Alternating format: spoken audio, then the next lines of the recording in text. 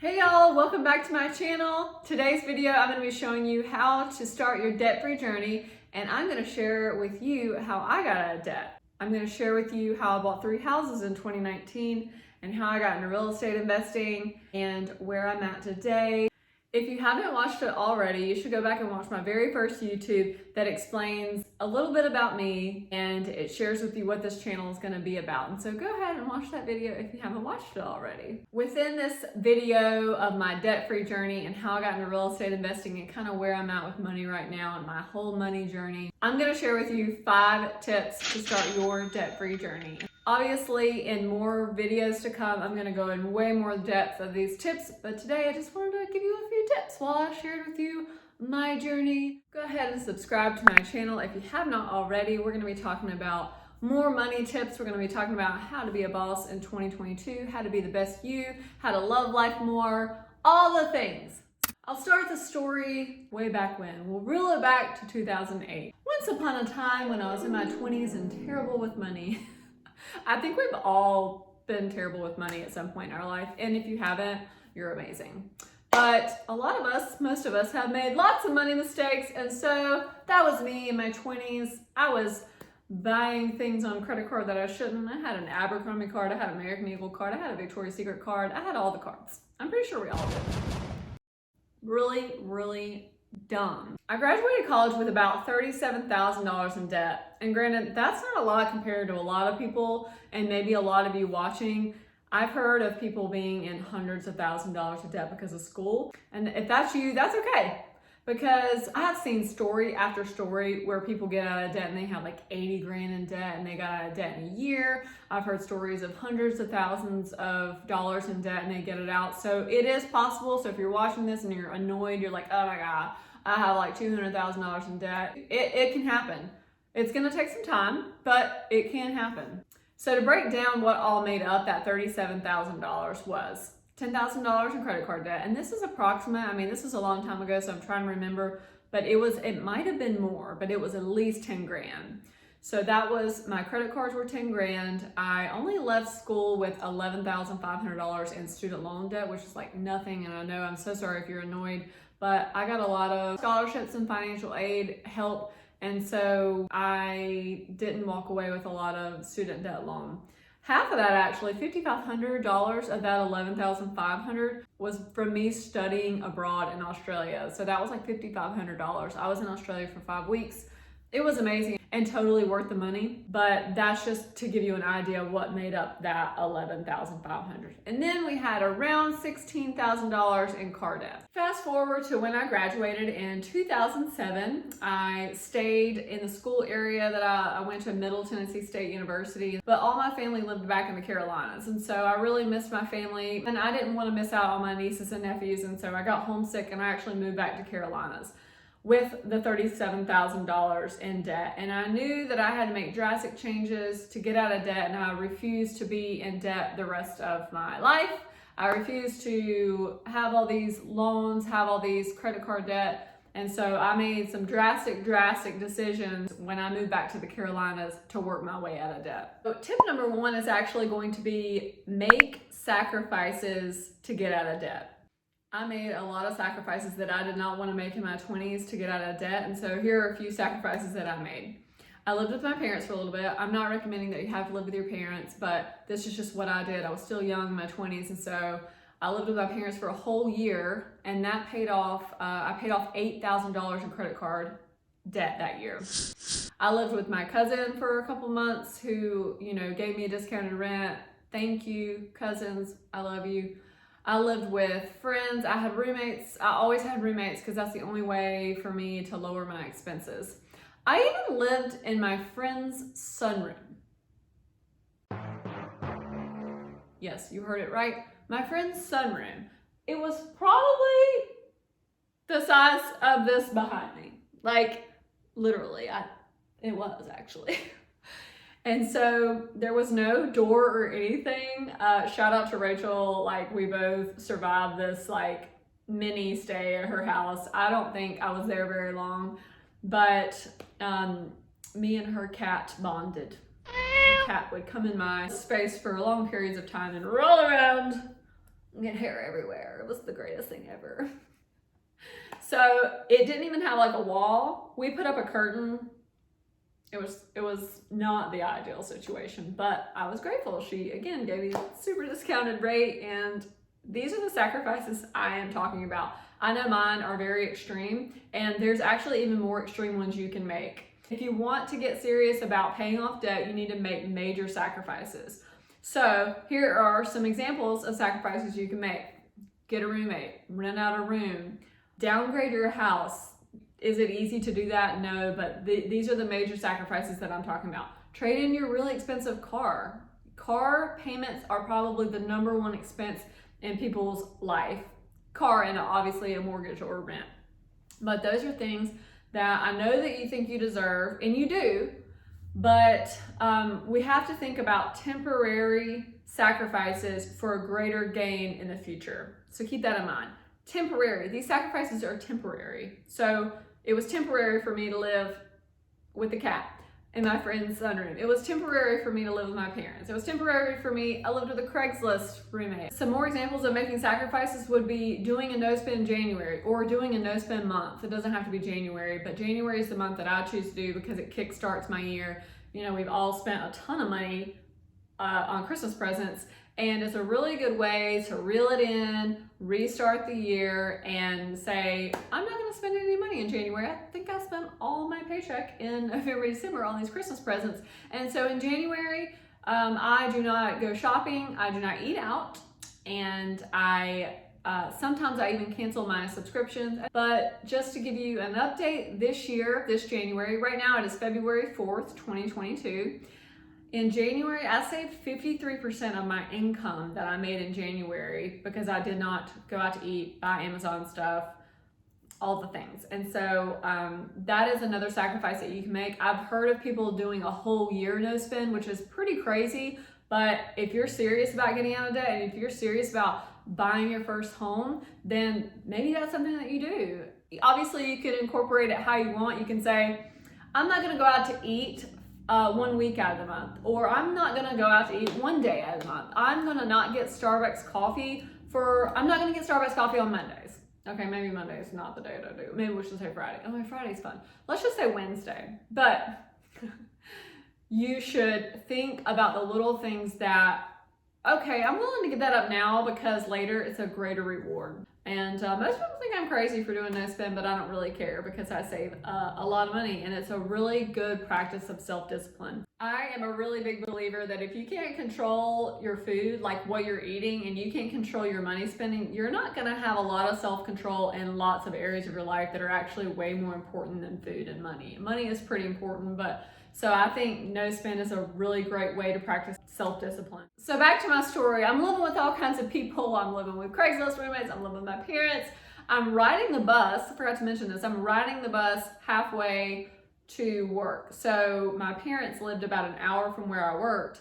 So I would drive halfway, get on a bus, and then I would go the rest of the way because the parking downtown where I lived was crazy expensive, like over $100 a month. And I'm like, yeah, your girl is gonna save some money. And so during the bus ride, I would read my book and do productive things. And so that was another way that I saved money. We're gonna fast forward to 2013-ish when I had paid off my credit cards, and then I'm living with this girl. This was another huge blessing that honestly I think came from God.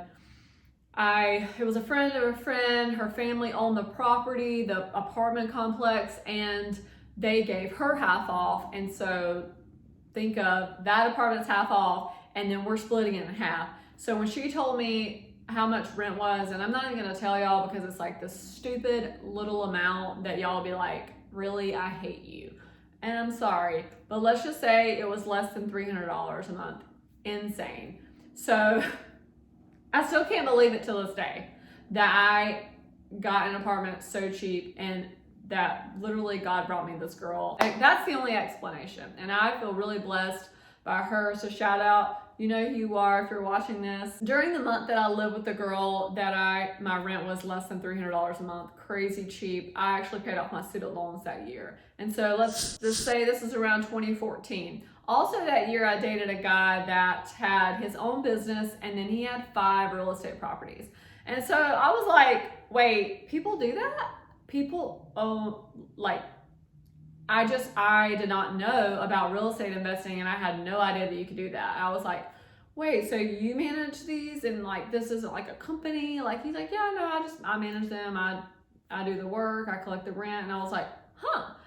So he dumped me, whatever.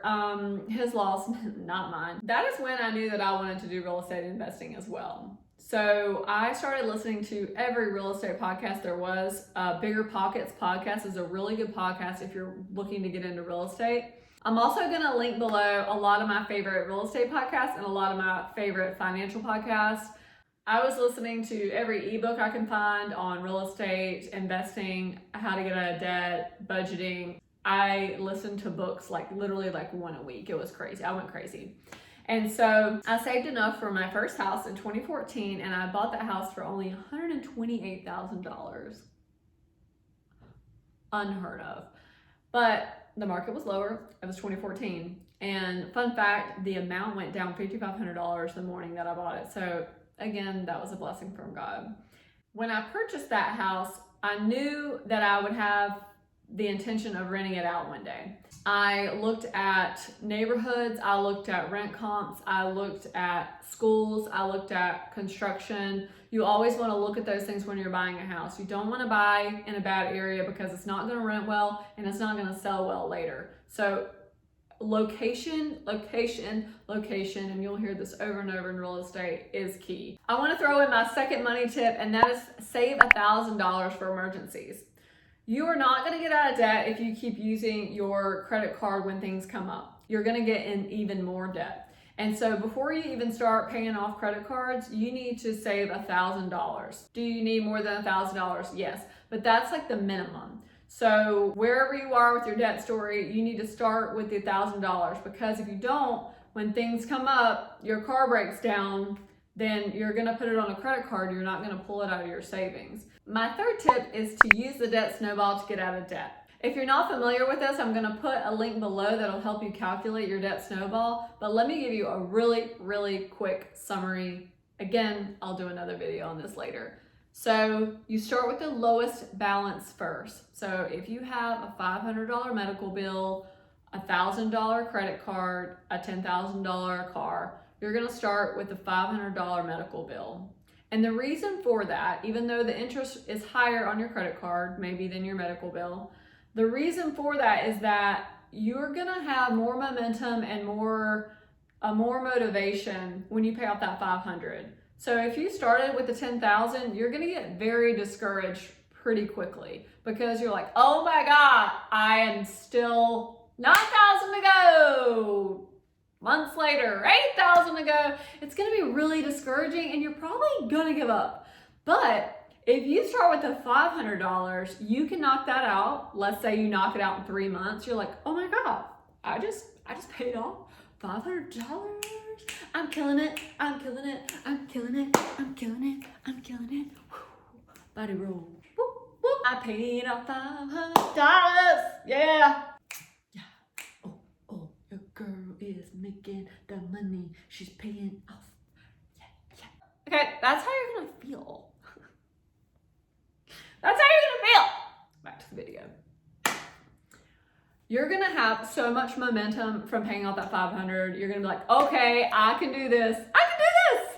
So you're gonna take the minimum payment that you have for the $500. So let's say you're paying $50 a month on that $500. Now you're going to roll that $50 into the minimum payment of your $1,000 for your credit card.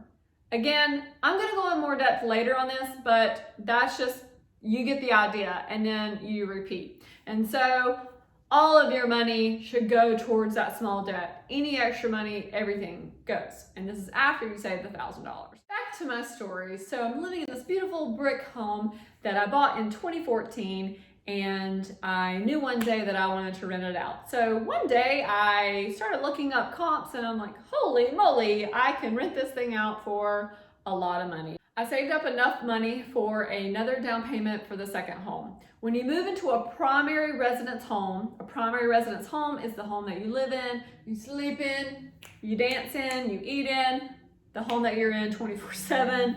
That is a primary residence home, and you usually only need between 3 and 5% down to buy the house. And so I moved into the second house, and I got tenants in the first house, and I was like, I am killing it. I'm so excited. My dreams are coming true. I just wanted one rental. I'm so happy. And this is where it picks up speed on my real estate investing story, and it's a very crazy story. I found out that the seller of the second home was selling another house in the same neighborhood, the same format, and I was like, should we buy that one? I called my realtor. I was like, oh, you're gonna think I'm crazy, but the same seller is selling the same house. It's a turnkey house, which means that it's rent ready, new carpet, new paint, nothing wrong, new HVAC, and I said, we have to get it. I'm gonna take a HELOC, a home equity line of credit, against the first house because I have equity in that house, and so you're allowed to take out a HELOC. Basically you're borrowing your own equity, and purchase that third house. When you buy a straight out investment house that you're not going to live in, you have to have around 25%, anywhere between 15 and 25% down. It just depends on the lender. It depends on how many houses you have. So at this time I had to put 20% down. And so I got the HELOC out and I put an offer on the third house. And it gets even crazier. 1 week before I closed on this second house, okay, this was in April of 2019, I got a text from a really good friend that basically was offering me a job. It involved me actually moving about an hour and a half away, and I hadn't even closed on the house, and I was like, so I was a little indecisive. So that was literally 1 week before the close of the house, and so I didn't want to pull out in case the job didn't work out because I hadn't even interviewed yet. He just called and told me, like, I think you should come move here and work for me. And so I hadn't fully decided then. And so I decided to still close on the house because I wasn't sure what would happen. I would hate to miss out on the opportunity of buying that second home just in case if a job worked out. I closed on the second house in April, and 1 month later I closed on the third house in May. I got tenants in that third house right away. Fast forward, and you know the end of the story probably. I got that job in the other state. And so I called my realtor. I was like, you're not gonna believe this. I am moving. And he's like, huh? I was like, I need to move. It's a job opportunity that I have to take. It's amazing. And so can I buy another house in another state? And he said, yeah, legally you can, because it's a life-changing situation that you were not aware of, and which is true. I didn't know if I was going to take the job. I didn't know if the job was even going to work out. And so he said, yeah, you need to start saving, and you're going to have to save for a down payment, and it'll be a primary residence, so you'll only need 3 to 5% down, and you can rent out the house that you're in. And so that's what I did. And I'm crazy. I closed on this house in July of 2019. So April, I bought the second house. May, I bought the third house. And July, I bought the fourth house. So fast forward a little bit, I got tenants in all of them. Everything's great. I have amazing tenants. They're paying on time. I'm like, whoa, this is amazing, amazing. I am building my portfolio. My goal is a minimum of 10 houses. And so I was like, is this real? Like, is this actually real? Did I really just buy? I wanted one house and I got 4. It's crazy. So crazy. In 2020, I actually went through the official Dave Ramsey Financial Peace University. So I've watched all these videos, podcasts, so I know all the stuff, but I had never officially went through the program. So the job that I moved to, that I was working at, offered Financial Peace University, and they actually needed someone to lead it. And I was like, I'll lead it. I have a finance degree. I've gotten out of debt, and most of my debt, and I've kind of like went in and out of debt throughout my life, but so that's why I'm telling the story. And so I actually led that class and I attended it. And so within that class, I really started thinking about my debt, and the debt that I had at this time now in 2020 was my HELOC and my my car. I think I only had around like $9,000 left on my car. At this point, I said, is it worth, should I sell the house and pay off all that debt, or should I keep it for the rental income? And so I did an analysis of, is my debt payments higher than the rent income? And the answer was yes. And so could I save more by paying off that debt? And I could. And so I actually decided to sell that first house, which was a very hard decision because it does bring in a lot of income, but I wanted to start kind of fresh again with paying off everything. And so I sold that house. I paid off my HELOC, which was $42,000. I paid off my car. That left me with about 6 months of living expenses. And so I think that selling that house was worth it. I'm gonna throw in my fourth tip right now, and that's to, you're not gonna like this, but just go ahead and get rid of your credit cards. And I'm gonna tell you why. Your credit card is a temptation. So if you have that as your backup, like, oh, I always got that credit card if something goes bad, well, that's why you need to save money. That's why you need to have an emergency fund. And so if you're not comfortable cutting up your credit card yet, you only have $1,000 saved, that's okay. But if you have 6 months of living expenses saved, you do not need a credit card. This is just my opinion.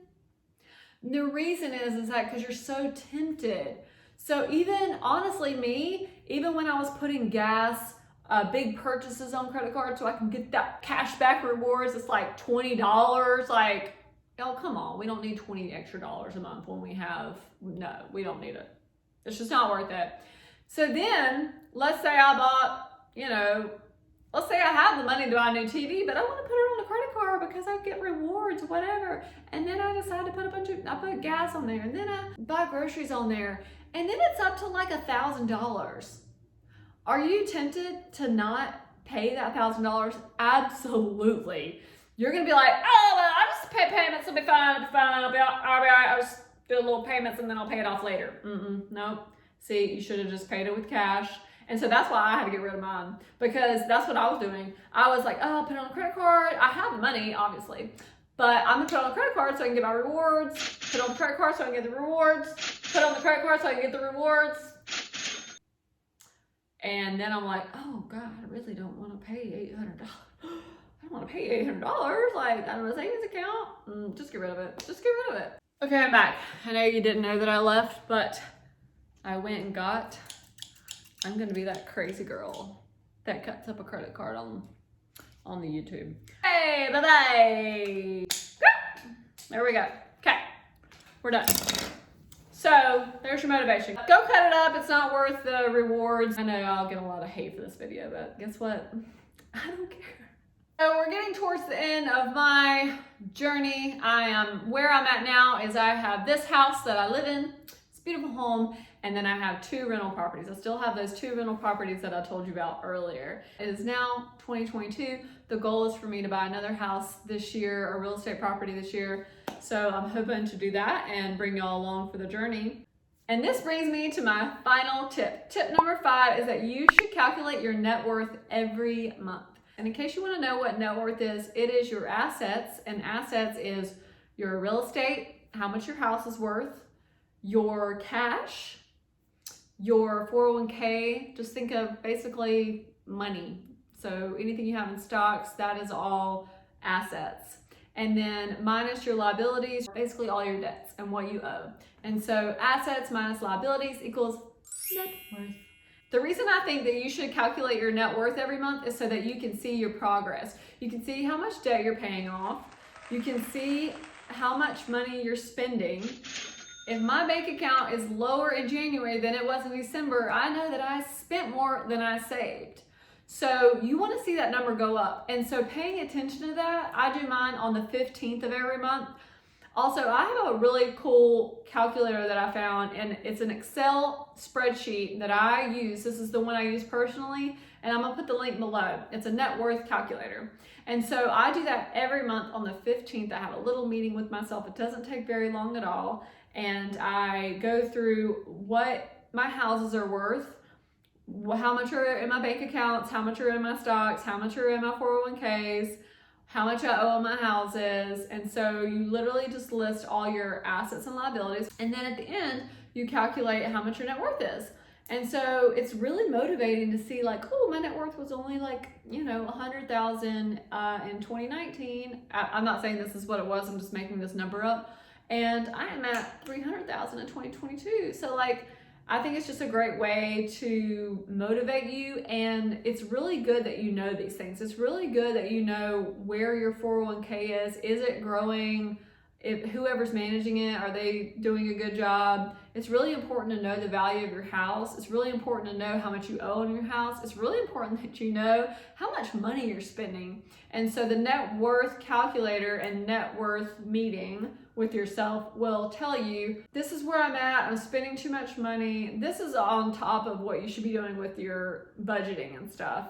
Also, I use Zillow to look at the value of my houses. It's an easy app to show the value of your houses, and it's usually pretty accurate. And so that's also exciting to see the value of your house go up, and that is equity that belongs to you. If you need help on your debt journey, if you need some encouragement, you need some motivation, you need accountability, please email me. I'm going to put my email below, and we can set up some money coaching for you. I am a money coach on the side, if you guys did not know. And so that is an opportunity for you and I to meet via Zoom, and we'll go through your budget, we'll go through your debt plan, we'll go through your spending, I'll motivate you, all the things. And so if you want to sign up for that, send me an email, we'll do a consultation, see if it's a good fit, and we can get you started on some money coaching.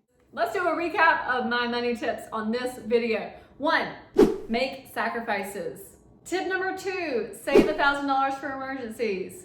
Tip number 3, use the debt snowball to get out of debt. Tip number 4, get rid of those credit cards. You don't need them. You don't need them. You don't need them. And tip number 5 is calculate your net worth every month.